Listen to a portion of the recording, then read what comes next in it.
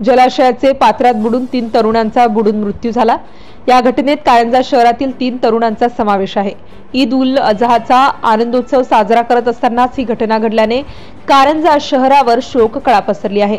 समाजमन शोकसागरात बुडवणारी ही घटना सोमवार रोजी घडली। माहितीनुसार बकरी ईदची पिकनिक म्हणून आनंदोत्सव साजरा करण्यासाठी पिंपरी फॉरेस्ट अडाण जलाशयावर गेलेल्या कारंजा शहरातील 3 तरुणांचा अडाण जलाशय पात्रातील डोहात बुडून मृत्यू झाला। ही घटना सायंकाळी 5:30 वाजताच्या दरम्यान घडली आहे। सूत्रांनी दिलेल्या माहितीनुसार कारंजा शहरातील मुस्लिम समाजातील काही तरुण जवळच्या पिंपरी फॉरेस्ट येथील अडाण जलाशयावर ईद उल अजहाचा आनंदोत्सव साजरा करण्यासाठी गेले असता काहींना धरणाच्या गेट समोरील पात्रातील डोहात पोहण्याचा मोह आवरता न आला।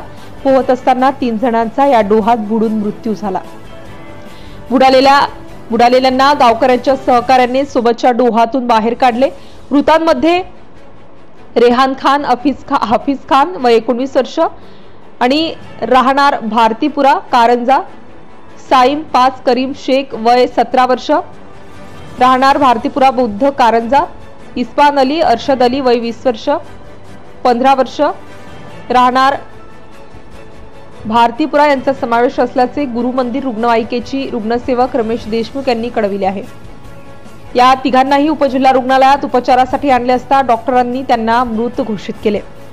धुमाकूळ महाराष्ट्र न्यूज साठी वाशिम जिल्हा प्रतिनिधी दिलीप अवगड पाटील। आपल्या परिसरातील ताज्या आणि महत्त्वाच्या बातम्या पाहण्यासाठी आजच आपल्या धुमाकूळ महाराष्ट्र न्यूजला YouTube वर सबस्क्राइब करा आणि बेल आयकॉन प्रेस करा।